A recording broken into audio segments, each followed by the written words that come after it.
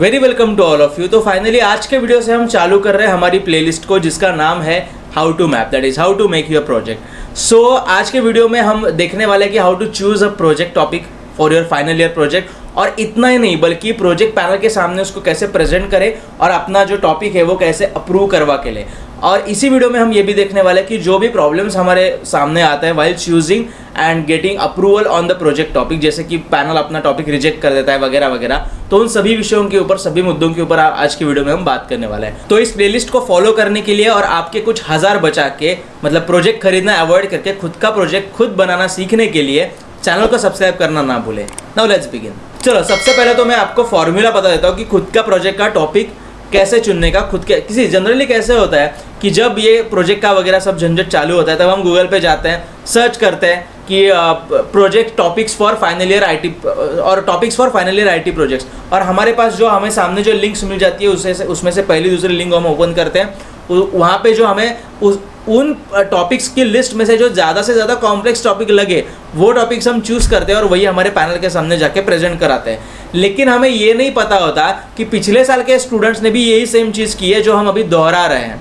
तो ऑफकोर्स हमारा project reject हो जाता है, टॉपिक रिजेक्ट हो जाता है, क्योंकि वो पहले से बन चुका है हम नहीं कह सकते, लेकिन वो पहले से प्रेजेंट हो चुका है, क्योंकि बना था तो पूरा कोई है नहीं जो शायद इस सीरीज से कुछ जो इस सीरीज को फॉलो करने वाले स्टूडेंट्स इस साल तो पूरा का पूरा प्रोजेक्ट बनाएंगे एनीवेज।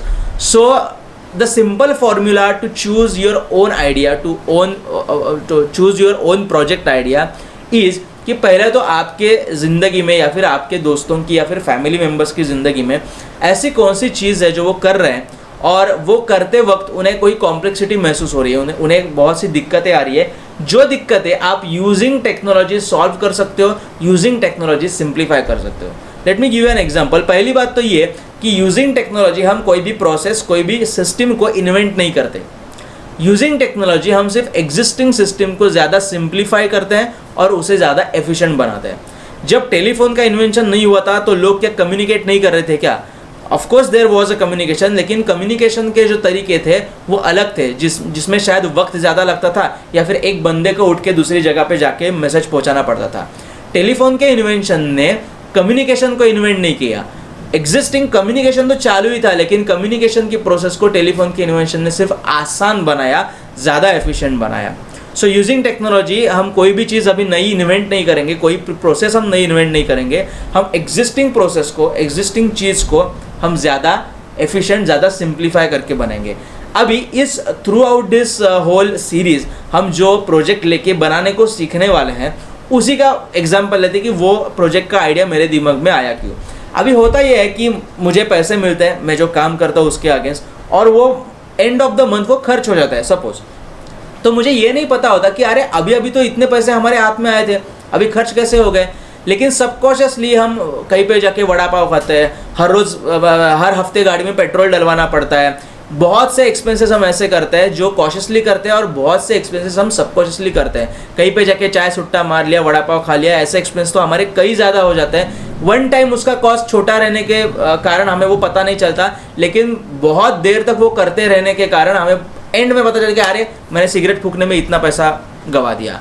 तो इसीलिए अभी इसका समाधान कैसे ढूंढे कि मैं कितना खर्च कर रहा हूँ कौन सी चीज़ों के ऊपर, तो ऑफकोर्स मैं नोट डाउन करके रख सकता हूँ। लेकिन नोट डाउन करने के अभी जो क्या बोलते हैं डिसएडवांटेजेस है वो ये है कि मुझे वो सब टैली करना है, मुझे सब वो कैलकुलेट करना है, मुझे उसके रिपोर्ट्स बनाए हैं, तो वो बहुत डिफिकल्ट जाएगा, क्योंकि मैंने वो रजिस्टर में वो कॉलम वगैरह आके पट्टी से मैं उसमें लिख रहा हूँ। तो मैं सोचता हूँ कि अगर मैं प्रोग्रामिंग कर सकता हूँ तो क्यों ना मैं एक ऐप बनाऊँ, जिस ऐप में मैंने एक वड़ा पाव भी खाया तब भी मैं उसमें लिखूँगा कि 15 रुपये का एक वड़ा पाव।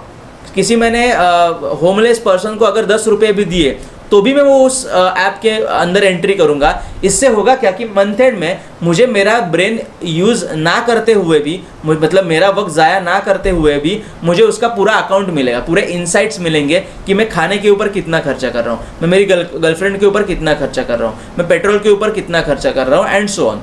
तो उसमें से जो ऐसे जो खर्चे हैं मेरे, ऐसे जो एक्सपेंसेस है जो ज़रूरी नहीं है, उन्हें कम करने में और कुछ पैसे बचाने में मुझे हेल्प मिलेगी। So this is how you find a problem, you think कि इसको कैसे सॉल्व किया जाए, and you determine to use technology to simplify the solution. So ये प्रोजेक्ट हम इस थ्रू आउट सीरीज में बनाने वाले हैं। अभी ये अगर प्रोजेक्ट में कॉलेज के प्रोजेक्ट पैनल के सामने जाकर रखूं तो ऑफकोर्स वहाँ पे वो रिजेक्ट कर देंगे। वो क्या बोले, यार क्या तेरा खुद का पर्सनल खाता लिखने के लिए तो एप्लीकेशन बना रहा है, कुछ अच्छा लेके आ, कुछ बड़ा ये वो लेके आ। क्यों वो ऐसा बोलेंगे? क्योंकि मेरा प्रेजेंट करने का जो तरीका है उस तरीके से जब मैं प्रेजेंट करता हूँ तो मैं हाँ सिंपल इस तरीके से प्रेजेंट करता हूँ। लेकिन नहीं, यहाँ पे प्रेजेंट करने की एक ट्रिक है कॉलेज पैनल के सामने। अभी देखो यही आइडिया को मैं कॉलेज पैनल मेरा प्रोजेक्ट एक्सेप्ट करे इस पॉइंट ऑफ व्यू से मैं कैसे एक्सप्लेन करता हूँ।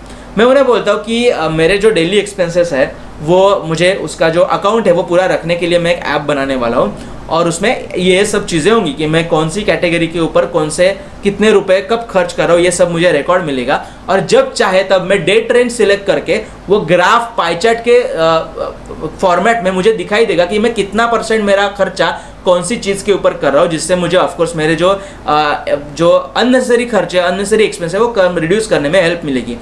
अभी यहाँ तक मैं सीमित ना रखते हुए आगे लेके जाके मेरे मेरे स्पीच में ये चीज़ें ऐड करता हूँ कि अभी ये ऐप मैं लाइव कर दूंगा शायद, ओके।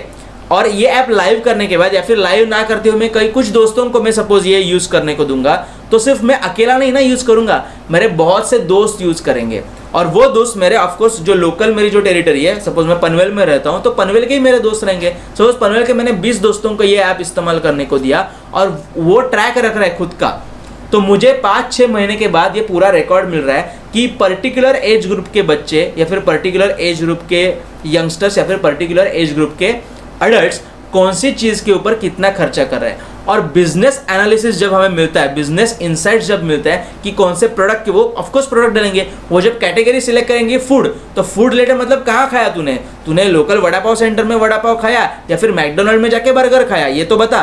तो इन सबसे मुझे जो बिजनेस इनसाइट्स जनरेट होंगे उन इनसाइट्स की वैल्यूएशन होती है और वो डेटा का इस्तेमाल करके मैं किसी बड़ी कंपनी के साथ टाइप कर सकता हूँ। फॉर एग्जांपल यहाँ पे मैं ऐसे बोल सकता हूँ कि यहाँ पे देखो मैकडोनल्ड बहुत ज़्यादा चलता है भाई, तो उस इनसाइट्स का फ़ायदा मैं किसी मैकडोनल्ड जैसी किसी फ्रेंचाइजी देने वाली कंपनी को बता सकता हूँ कि आपकी भी फ्रेंचाइजी आप यहाँ पे खोलो तो मैकडोनल्ड जितना आपका भी धंधा होगा। सो अल्टीमेटली डेटा कलेक्शन का फायदा ये होता है कि आपको बिजनेस इनसाइट्स मिलते हैं जिससे आप बिजनेस कंसल्टेंसी करते हो और फिर एक बार आपको मतलब आपका यूजर बेस तैयार हो गया, आपका डेटा बेस तैयार हो गया और आपका लाइव डेटा दिन भर दिन बढ़ता जा रहा है और बन रहा है, तो वो जो सिस्टम तैयार होती है, वो जो साइकिल तैयार होती है, फिर उसमें आप एड्स वगैरह चला सकते हो। फॉर एग्जांपल अगर एक यूजर अगर सिर्फ खाने के ऊपर बहुत ज़्यादा खर्चा कर रहा है और ये डेटा अभी मेरे पास है, मतलब मेरे पास मतलब उस कंपनी उस एप्लीकेशन की जो डेवलपर टीम है उसके पास है, उस कंपनी के पास है, तो वो एडवर्टाइजमेंट लेगा कि दूसरा कौन है, डोमिनोज वाला है, तेरा धंधा नहीं चला, तेरी ऐड हम दिखाते हैं, ये बंदा बहुत ज़्यादा खाता है, बहुत ज़्यादा फूडी है,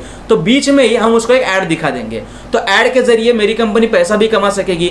सो ये बन गया मेरा एक पूरा बिजनेस मॉडल। और इस बिजनेस मॉडल को आपको प्रोजेक्ट पैनल के सामने सिर्फ आपकी आइडिया पिच नहीं करनी, सिर्फ वो ऐप का फ्लो जो है फंक्शनल फ्लो वो नहीं एक्सप्लेन करना, इसका बिजनेस पॉइंट ऑफ व्यू से एक बड़ी कम्युनिटी को और उस कम्युनिटी के अलग अलग जो कैटेगरीज है, मतलब यूजर इज अ कैटेगरी या फिर business person is a category, मतलब जो बिजनेस जो जिसके ऊपर वो यूजर एक्सपेंसेस कर रहे हैं फूड के ऊपर, पेट्रोल ब्ला ब्ला ब्ला, तो वो लोगों को और उस यूजर्स को इनसाइट्स देके उनकी ज़िंदगी या फिर उनका जो बिजनेस है उनको थोड़ा सा हेल्प करना और उससे पैसा कमाना है, ये होता है पूरा का पूरा बिजनेस मॉडल।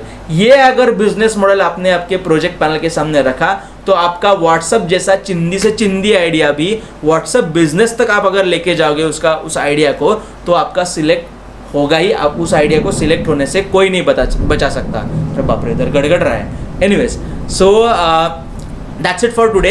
एक एक वीडियो में थोड़ा थोड़ा पार्ट लेते हैं और फिर आगे बढ़ते हैं। अभी आगे की वीडियो में जो दूसरी वीडियो में डालूंगा उसमें हम देखेंगे कि ये प्रोजेक्ट बनाने के लिए which is the wise platform, कौन से प्लेटफॉर्म के ऊपर मतलब हम ये डेस्कटॉप एप्लीकेशन बनाएंगे या एंड्रॉयड एप्लीकेशन बनाएंगे या वेब एप्लीकेशन बनाएंगे, और जिस प्लेटफॉर्म के ऊपर हम एप्लीकेशन बनाएंगे उस एप्लीकेशन को बनाने के लिए हम कौन सा टेक्नोलॉजी स्टैक यूज़ करेंगे, ये हम आगे की वीडियो में देखेंगे। So that's it for in this video guys. और अगर आपको ये वीडियो अच्छा लगा तो ऑफकोर्स वो तो बताने की ज़रूरत नहीं, आप तो शेयर करते ही हो, लाइक भी ठोकते हो, लेकिन ज़्यादा से ज़्यादा स्टूडेंट्स तक शेयर करना ना भूलो। ये रिमाइंडर मैं एक बार इसीलिए दे रहा हूँ ताकि किसी को भी प्रोजेक्ट खरीदना ना पड़े। So see you in the next video of this playlist.